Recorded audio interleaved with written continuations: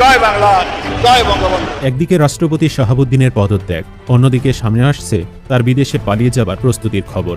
আর এরই মাঝে জানা গেল ইসলামী ব্যাংককে ধ্বংস করতে শত শত কোটি টাকা মেরে দিয়ে পেছন থেকে কলকাঠি নেড়েছেন শাহাবুদ্দিন। দুই পক্ষের কথা শুনলে মনে হয়, হ্যাঁ, বিএনপির পক্ষের বড় বড় নেতাদের এবং রাষ্ট্রপতির এই কথাগুলো শুনলে কি মনে হয় জানেন?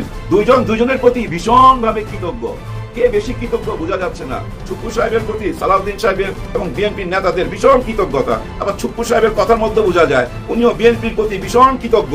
কি এমন উপকার করলো শাহাবুদ্দিন সাহেব যে বিএনপি এতটা কৃতজ্ঞ? সাবেক রাষ্ট্রপতি শাহাবুদ্দিন চুপ্পুর সমস্ত অপকর্ম ফাঁস হয়ে যাচ্ছে, দৃশ্যপটে আসছে।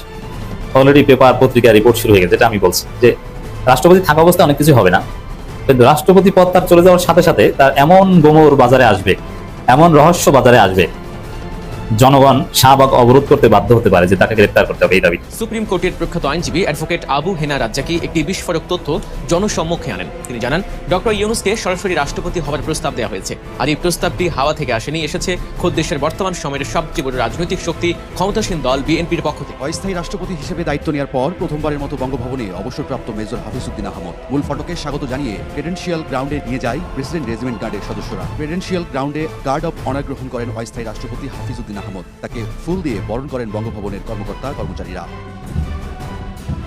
আনুষ্ঠানিকতা শেষে প্রথম দিনেই নিয়মিত দাপ্তরিক কার্যক্রমে অংশ নেন অস্থায়ী রাষ্ট্রপতি। প্রশাসনিক ও সাংবিধানিক বিষয়ে বঙ্গভবনের ঊর্ধ্বতন কর্মকর্তাদের সঙ্গে মতবিনিময় করেন তিনি। এ সময় রাষ্ট্রপতি দপ্তরে চলমান কার্যক্রম সম্পর্কে প্রয়োজনীয় ব্রিফিং গ্রহণ করেন হাফিজউদ্দিন আহমদ। জুলাইয়ের যে তরতাজা তরুণেরা রাজপথে রক্ত দিয়ে দেশটাকে মুক্ত করলো, আপনাদেরকে মুক্ত করলো, আপনাদেরকে গুম থেকে ফেরত আনলো, বিদেশ থেকে ফেরত আনলো, একটা নির্বাচন ব্যবস্থার উপহার দিল, বাক স্বাধীনতা উপহার দিল, মুক্ত বাতাসে শ্বাস নেওয়ার অধিকার দিল, তাদের সাথে যে প্রতারণা হয়ে যাচ্ছে মনে হয় সরকারি দলের নেতৃত্ব সেটা বুঝতে পারে। আসসালামু আলাইকুম বন্ধুরা, নতুন একটি ব্রেকিং নিউজে আপনাকে স্বাগতম। দেশ ও প্রবাস থেকে যে বা যারা আজকের এই তথ্যবহুল আলোচনা সমৃদ্ধ ভিডিওটিতে ক্লিক করেছেন তাদেরকে আন্তরিক ধন্যবাদ। তো বন্ধুরা, আজকে এমন কিছু তথ্য আপনাদের মাঝে তুলে ধরবো যা আপনারা শুনলে বা দেখলে অবাক হয়ে যাবেন, আপনাদের গা শিউরে উঠবে, চোখ কপালে উঠতে বাধ্য হবে। তো বন্ধুরা, ভিডিওটিতে একটি লাইক দিয়ে চ্যানেলটি সাবস্ক্রাইব করে চলুন পুরো ভিডিওটি দেখে আসি। সাবেক রাষ্ট্রপতি বিএনপির সাবেক আব্বা শাহাবুদ্দিন চুপ্পুর বিরুদ্ধে একের পর এক অ্যাকশন আসছে। শাহাবুদ্দিন চুপ্পুকে চারদিক থেকে কঠিন চায়না জাল দিয়ে বেড়া দেওয়া হচ্ছে। সম্ভবত পালাতে পারবেন না, সেফ এক্সিট পাবেন না। শাহাবুদ্দিন চুপ্পু বিএনপি সমঝোতা প্রায় শেষ। একের পর এক শাহাবুদ্দিন চুপ্পুর বিরুদ্ধে অভিযোগ, মামলার আবেদন। পরিস্থিতি যেদিকে যাচ্ছে, পরিস্থিতি সামাল বিএনপি সরকার দিতে পারবে না।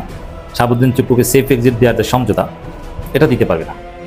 আসলে এই ধরনের সমঝোতা, এই ধরনের চুক্তি বেশিরভাগ ক্ষেত্রে ঠিক থাকে না। ক্ষমতাসীনরা যেভাবে বলে পরবর্তীতে ওইভাবেই হয়। এখন বিএনপি কি বলবে যে আমরা চেয়েছিলাম আপনাকে সেফ এক্সিট দিতে, কিন্তু পারেনি, জনগণ আটকে ধরছে, আমরা কি করবো ভাই, আমরা তো চেয়েছিলাম। চুপ্পু যখন জিজ্ঞেস করবে সালাউদ্দিনকে যে ভাই আপনিও এসালামের লোক, আমিও এসালামের লোক, আপনি বললেন যে আমাকে সেফ এক্সিট দিবেন, এখন আমাকে আটকে দিচ্ছেন, ব্যাপারটা কি? বললো যে ভাই আমি তো চেষ্টা করেছি, কিন্তু জনগণ তো আমাকেই কিনা আটকে দেয়। যেমন আমি নিজে একটা আলোচনায় বলেছি যে শাহাবুদ্দিন চুপ্পুর মতো একজন ভয়াবহ অপরাধীকে সেফ এক্সিট দেওয়া মূলক যে বক্তব্য সালাউদ্দিন আহমেদ দিয়েছে, ওদের তো পাল্টা সালাউদ্দিনকে গ্রেপ্তার করা যায়। এইভাবে অপরাধের দায় মুক্তি দেয়া। বাংলাদেশ থেকে এসালাম যে পরিমাণ টাকা পাচার করেছে, আর একটা বাংলাদেশ কেনা দেয় ওই পরিমাণ টাকা দিয়ে। রাষ্ট্র কেনা বেচা, প্রদেশ কেনা বেচার ঘটনা আছে না, লুইজিয়ানা কেনা বেচা, এরকম অনেক আছে।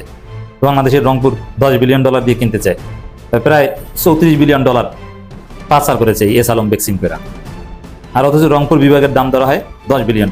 তাহলে পুরো বাংলাদেশ কেনা যায় যে পরিমাণ টাকা পাচার করেছে তারাই। আর তার সাথে জড়িত এই শাহাবুদ্দিন চুপ্পু, এসালামের অন্যতম হতা। তাকে সেফ এক্সিট দেওয়ার কথা বলছেন আপনি? আরো শাহাবুদ্দিন চুপ্পুর অপরাধের ফিরিস্তি আমরা তুলে ধরেছি। দর্শক, এই জায়গায় শাহাবুদ্দিন চুপ্পুর সাথে বিএনপির সমঝোতা হয়তো থাকবে না। তখন বলবে যে আমরা তো চেয়েছি এই সমঝোতার উপর ইস্তেকামত থাকতে, কিন্তু পাচ্ছি না, কি আর করব। জনগণ এমনভাবে বিষয়টা দেখছে, জনগণ এমনভাবে সোচ্চার হচ্ছে, উল্টা তো ভাই আমি সালাউদ্দিনই তো ফেসে যাচ্ছি, এসালামের লোক আমি, আপনি তাতে কি, আমরা তো বাঁচাতে পারছি না, সমঝোতা শেষ হতে বাধ্য। জামাত হাতে ছাই মেখে সালাউদ্দিন এই শাহাবুদ্দিন চুপ্পুকে ধরছে। জামাতের কাছে প্রাপ্ত তথ্যপত্র সব ফাইল ওপেন করেছে, আদালতে যাচ্ছে, দেশ থেকে নিষেধাজ্ঞা আসতে পারে। দর্শক, ইসলামী ব্যাংক কাণ্ডের ঘটনা তো আপনারা জানেন, ওটা নিয়ে অলরেডি মামলা নাড়াচাড়া শুরু হয়ে গেছে, ট্রাইব্যুনালে অভিযোগ দায়ের এটাও হয়ে গেছে। এবং তদন্ত বা আগের ঘটনা কিন্তু সব রেডিমেড, এমন না যে নতুনভাবে করতে হবে। মামলার অন্যান্য সকল আসামিদের দেশ থেকে নিষেধাজ্ঞা দেওয়া হয়েছে, যা শাহাবুদ্দিন চুপ্পু রাষ্ট্রপতি হওয়ার কারণে তার বিষয়ে কোনো সিদ্ধান্ত আদালত দেয়নি, কিন্তু রাষ্ট্রপতি নেই, এখন তো অটো সিদ্ধান্ত এসে যাবে। তো দেশ ত্যাগ ফিরানো এটা বিএনপির জন্য জরুরি। কেন? যে শাহাবুদ্দিন চুপ্পুর কাছে অনেক স্পর্শকতার বিষয় আছে বিএনপির, যেটা বিএনপির জন্য বিব্রতকর।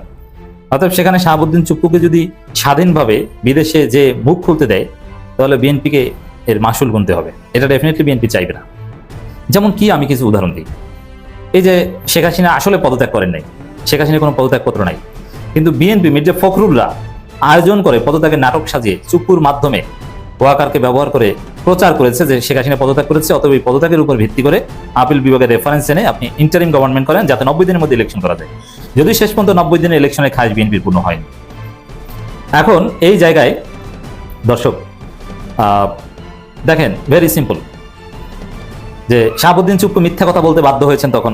আবার তারেক রহমানের সাথে কোন সময় থেকে চুপ্পুর যোগাযোগ শুরু হয়েছে, এটা কিন্তু কালের কণ্ঠে বলেছেন। তারেক রহমানের সমর্থন পেয়েছি, তিনি অত জেন্টেলম্যান, আমাকে উৎসাহ দিয়েছেন, সেনাপ্রধানকে পাশে পেয়েছি, ইউনূস সরকার আমাকে কোঅপারেট করেন, অনেক কথাই তো বলেছেন। তাহলে তারেক রহমানের সাথে চুপ্পুর যোগাযোগটা কি, কেন হয়েছে, কবে থেকে হয়েছে?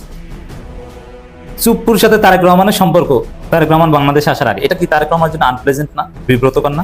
অবশ্যই বিব্রতকর। তো এই পরিস্থিতিতে এই কথাগুলো ডেফিনেটলি চুপ্পু যদি স্বাধীনভাবে কোথাও জায়গা নিতে পারেন, সেখানে যে বলে দিবেন এবং শেখ হাসিনার সাথে ঠিকই যোগাযোগ করবেন, আর পদত্যাগ যে মিথ্যা, আরো অনেক স্পর্শকতার বিষয় নিয়ে মুখ খুলবেন, তখন এটা বিএনপির জন্য খুব অপ্রীতিকর অবস্থা তৈরি করবে। যার ফলে চুপ্পু স্বাধীনভাবে বিদেশে যে এই কথাগুলো বলুক, এটা বিএনপিও চাইবে না।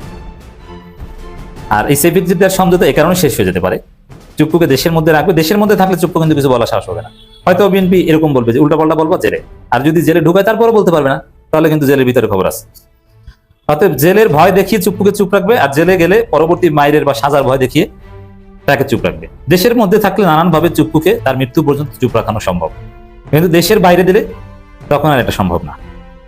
দর্শক, চুপ্পুর বিরুদ্ধে মামলা অভিযোগের অভাব নাই, নতুন নতুন নতুন নতুন ঘটনা। সর্বশেষ খবর, শেয়ার জালিয়াতি মামলায় আসামি পদত্যাগী রাষ্ট্রপতি চুপ। এই আসামি তো হচ্ছে ইসলামী ব্যাংক কেলেঙ্কারি মামলা, এখন আবার শেয়ার জালিয়াতি মামলা, 2013 সালে খাদ্য অধিদপ্তরের নিয়োগ পরীক্ষা ধামাচাপা দেওয়ার 30 লাখ টাকা ঘুষ নেওয়ার মামলা। কত মামলা দেখবেন, প্রত্যেক দিন তার বিরুদ্ধে নতুন নতুন মামলা হবে, সারা বাংলাদেশে মামলা হবে। জুলাই গণহত্যার অভিযোগে মামলা, মামলার অভাব নাই। 2024 সালে ডামি নির্বাচনকে বৈধতা দেওয়ার মামলা, কত মামলা দেখবেন হচ্ছে। দুর্নীতি, প্রতারণা, প্রভাব খাটিয়ে ব্যাংকের অর্থ লুট ও আত্মসাতের উদ্দেশ্যে পরিকল্পিতভাবে পারস্পরিক যোগসাজশে ব্রিলিয়ান্ট বিজনেস কোম্পানি লিমিটেডের নামে 251 কোটি টাকার শেয়ার অধিগ্রহণ মামলার আসামি পদত্যাগী রাষ্ট্রপতি শাহাবুদ্দিন চুপ্পু। এই মামলায় তার সঙ্গে রয়েছেন আর 19 জন।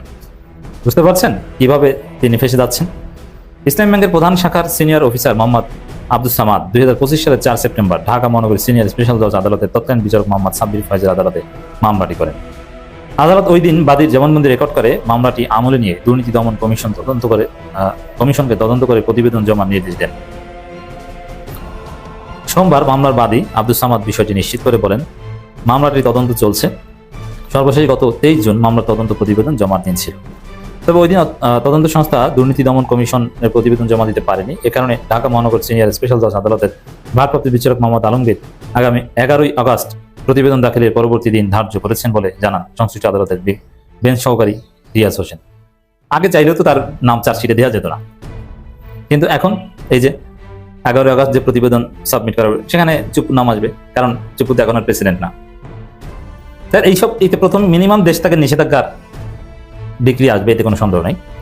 মামলার এজাহারে পদত্যাগী রাষ্ট্রপতি শাহাবুদ্দিন চুপ্পুর পরিচয় দেওয়া হয়েছে ইসলামী ব্যাংক বাংলাদেশ পিএলসির পরিচালক মোহাম্মদ শাহাবুদ্দিন নামে।